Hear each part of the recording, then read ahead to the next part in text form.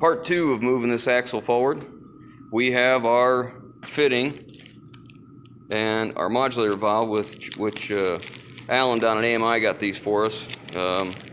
He found this. This wasn't easy to find. This takes, I don't know what size that would be. Is that quarter plastic line, and converts it to a 1/2-inch pipe, and then has a bolt thread on the other side to go through the frame. Anyways, not easy to find, but he got it for us. Thank you very much, Alan. He got our modulator valve. There's a little bit of mix-up on which one we needed, but nonetheless, they had it in stock, so we're good to go there. And they dropped off some shocks. And we're going to get all that changed real quick, because this is nothing more than, nuts and bolts. So I'm going to get that done. And then we're going to move on to the pinion seal, which I'm going to take apart and find out what seal it is, make sure everything's okay. And then we're going to address setting up the drive line.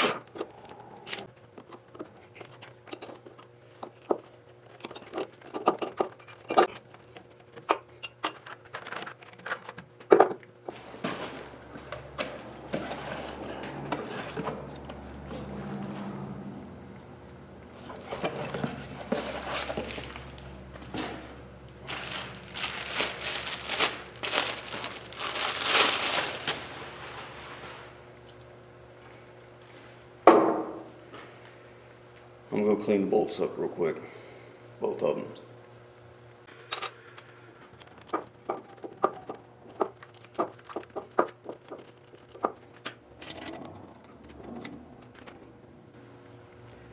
I need to replace this, if you remember in the other video, because the mounting ears on that valve right there are cast aluminum, and this is obviously steel. So they corrode horribly, and it breaks off the mounting flange. So I clean these up. We're going to put some never sees on. Looks like they put some kind of epoxy around the mounting portion where it touches the frame now. I have seen in other occasions where you get rust jacking between the two and it breaks it that way, not just the bolt in the hole. So basically you see what happens. You get corrosion in here or behind here. In this case, and this one, this is off another truck I put on just to test everything. The bolt itself rusted and then the mount popped. But they put epoxy in here now, now this one seems like it may have it, for dissimilar metals from this to the frame, but obviously it didn't work so well. Earlier, when I was putting them shocks on, I muted that because I was running my torpedo heater. I pulled some diesel fuel out of a truck a while ago, and it's not exact, it's old diesel fuel, it still burns.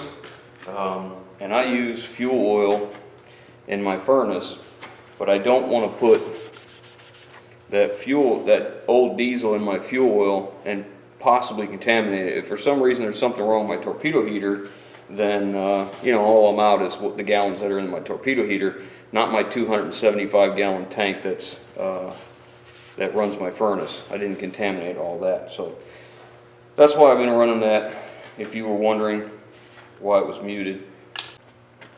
Alright, so let's talk about what this valve is that we replaced. This is what's called a spring brake modulator valve. The purpose of this valve is a safety device. It's a backup. In normal applications, you would get in the truck, you're getting ready to go somewhere, you push in that yellow valve for your air brakes, because this is just straight truck, no trailer. So you push in your yellow valve, it sends air pressure down this line, and it's going to send air pressure out through the valve, out this side, around here to this, which is called a quick release valve. This quick release valve then takes that air pressure and sends it out both hoses down to our brake chambers. It goes to one side of the brake chamber, and as that air fills that cavity, the air pressure is strong enough to overcome the spring that's in here, the spring brake, which is what keeps the truck parked. Okay, so when it overcomes that spring, it pulls the slack adjuster and allows rotation of the slack adjuster into the brakes. So the slack adjuster goes into the S-cam goes into the brakes, and the S-cam is just that, it's an S. And what happens is you rock that, it has two high points and two low points. So as you rock it, it spreads the brake shoes. Okay, so when we are overcoming the spring brake, what it's doing is taking that S-cam from its high point and turning it back to a low point so the brakes can come together, releases the brakes, now the axle can roll. Once those are released, then you can actually start driving. So once you start driving, what happens is the air compressor has a governor on it, and then the governor line comes back to your first tank. The governor line is basically a switch. It's an air switch that tells the compressor to make air or don't make air pressure. When there's a call for air pressure, the governor kicks in, the air compressor works, it fills up the first tank. After the first tank, which is commonly referred to as the wet tank, gets air, then it starts filling the primary and the secondary brake system, brake chambers, brake system tanks, let's call it that. And then the air pressure in the rear will come out of here, out of the primary tank, which is green, come all the way back here, and it will come into this valve on this line right here, this large line. So it's going to sit here in this. This is called a relay valve. This is just like you would expect in electrical terms. It's a relay. What it's doing is it's using a smaller volume of air, not pressure, a smaller volume of air to control a larger volume of air. Now, the purpose for this is a couple things. First off is we want to have this air back here already standing. The biggest reason we use this is if we had to take air from the tank to the treadle valve, your foot valve, and then bring it back here, and then split it off to the brake chambers, when you stepped on that pedal, there would be a lag in time from the time it took for that air to come all the way down through here, hit the brake chambers, and then start to build pressure. So in order to combat and do away with that lag, you put the relay in, so that air pressure is sitting here all the time. So now we have to fill this small line. So the small line comes off the brake foot valve, comes all the way to the back, and it's much smaller, so it fills faster. So it fills faster, which means when it comes in here, you don't get that lag. It pushes on a diaphragm. The diaphragm basically opens this line to these two lines, and then once it opens this supply into these two deliveries, which go to our brake chambers down here, that applies the brakes.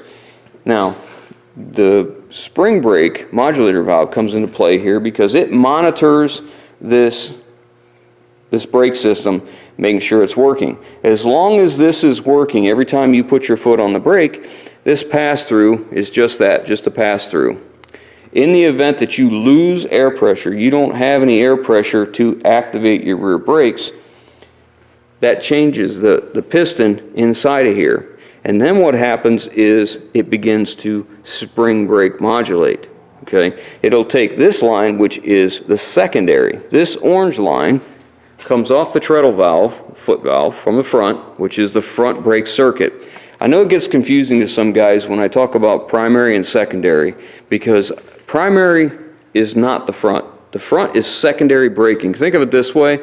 The front brakes have a much smaller brake drum, much smaller brake shoes. They do less braking. So your primary braking action is coming from the rear, which is, you know, a much heavier GVW axle, larger brake shoes, larger brake drums, and a larger brake can. So we come with this line off the foot valve from the front brakes, and it comes back here. So in the event that this is not doing anything, then this takes over. And what this is going to do right here is when you apply the brakes, if you don't have the ability to apply the brakes through the primary brake due to an air problem, an air delivery problem, and as long as the front brakes are working, that circuit, because they're isolated, as long as it's working, what this is going to do is come in here and it will modulate the air pressure. So when you step on the brakes, what it's going to do is block this pressure off, and it's going to take this pressure and start releasing some of it. Because remember, spring brakes need pressure to overcome the spring to release the brakes. So what that's going to do is release a little bit of pressure out of the brake chamber to allow the spring brakes to actually apply the brakes and slow the truck down. Now, something to remember is this is a secondary backup safety item, but you need to understand that that's only going to work as long as you have adequate air pressure to hold the spring brakes off.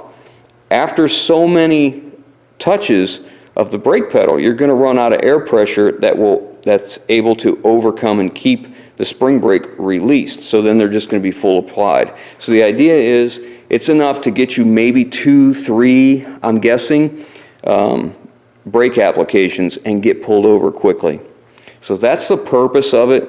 And I only ever see this on International and that era of Ford trucks, because I can't remember what year they started with that body in the F650 and larger, but there was a point where it's called the Blue Diamond series, and International was making this chassis and that chassis. They made that chassis for Ford, and then Ford's the one to put their body on it.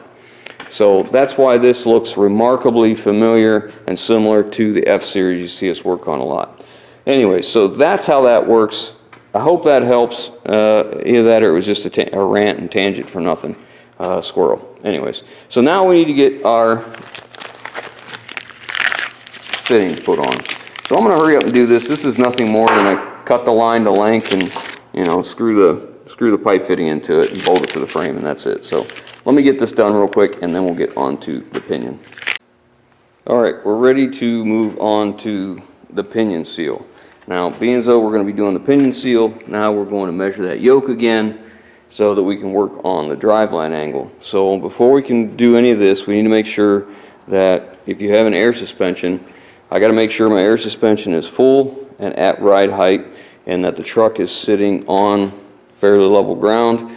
Wheels are chalked. Of course, we have spring brakes applied on ours, because we're going to be removing the drive shaft from the rear. Now, before I took the bed off, I took measurements on the yoke and all the drive shafts all the way forward, and then the yoke on the rear of the transmission. So in order to do that, you need something similar to this. This is the one I use. It's just a cheapie. It's like 10 or 12 bucks. They're really inexpensive. And this will get you within a half a degree. And you can buy a fancy digital one that gets you within quarters degrees and all that. But I have found that as long as I'm within a half a degree, it's worked out just fine. And I like simple because simple is reliable.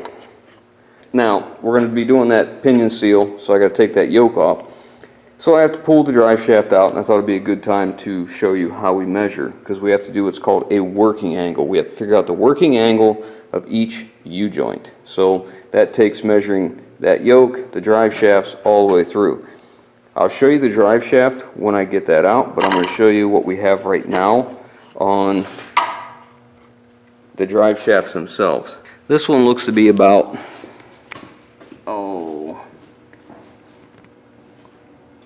right at 4.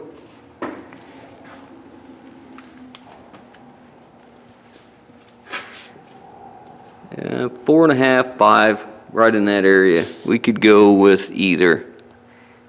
I think I'm gonna go 4.5. That's what I like. And then we're gonna come up here and measure this one and see what it is. And it is settling out. That's gonna be 1.5 degrees. 1.5 degrees. And this one I believe was 1.5 as well. Yeah, 1.5 as well. And then we have the yoke up here we have to measure. So now we know all these: 1.5, 1.5, 4.5. And sometimes I'll do it in different spots just because like some are cleaner than others. All right, so on the pinion yoke we are 1.5 degrees.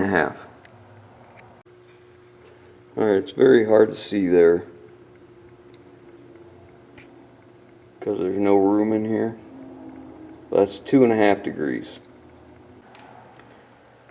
I need to pull the yoke off that pinion so that I can change the seal behind it. So I'm going to use the Tiger tool 20175. It's a driveline service kit, and it has a U-joint puller and a yoke puller in the kit. I've used it before and I really like this tool. I just used it on drive shafts for the F750 project. First thing you do is pull it U-joint loose of the yoke and then get these out. You can see how they're machined so that they can be used in different spread of yokes. I like to use a little light oil on the forcing screw. So let me get this set up. I'll bring you back.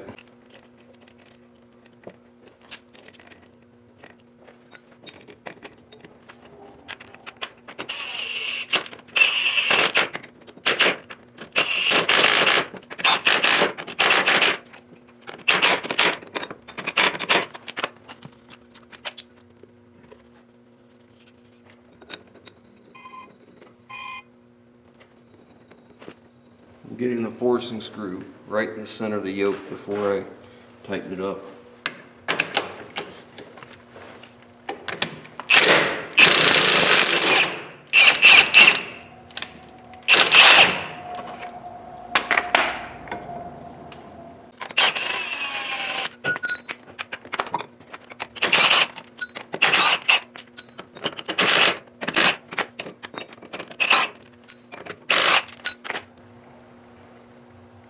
Before I take this off, I'll stake a mark where it was just for reference, but otherwise the yoke is off.